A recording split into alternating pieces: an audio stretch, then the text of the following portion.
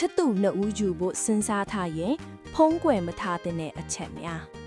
တစ်ကို့ပင်ကိုပုံစံအမှန်နောက်လဲပေါ်မှာပဲဆိုတော့ကြိုအသိပေးထားတာအကောင်းဆုံးပါကိုဘလို့လူဖြစ်ဖြစ်ချစ်ချင်တဲ့သူကချစ်မှာပါပဲ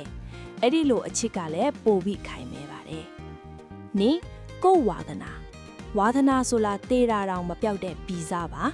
ဆိုတော့ကြိုပြောပြထားခြင်းအပြင်တကယ်ချစ်တဲ့သူဆိုရင်ပါရမီဖြည့်ပေါ်တောင်ဖြစ်လာမှာပါ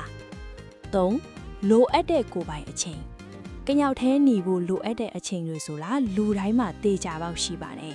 အဲ့ဒီအချိန်တွေအတွက်အခုကတည်းကကြိုနားလည်ထားပါစေ4သားသမီးအရေးအတွက်အိမ်တောင်တဲ့ဘဝဆိုလားချစ်သူဘဝနဲ့အများကြီးခြားနာပါတယ်ခလေးယူတာကလည်း2ယောက်သဘောတူညီမှုအရေးအတွက်ဖြစ်မှအဆင်ပြေမှာပါ5ကိုရေရှည်ပန်းတိုင်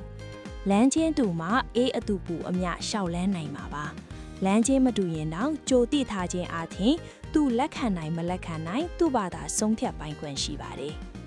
6ကိုတကယ်လိုချင်တဲ့အိမ်တောင်ဖတ်ပုံစံ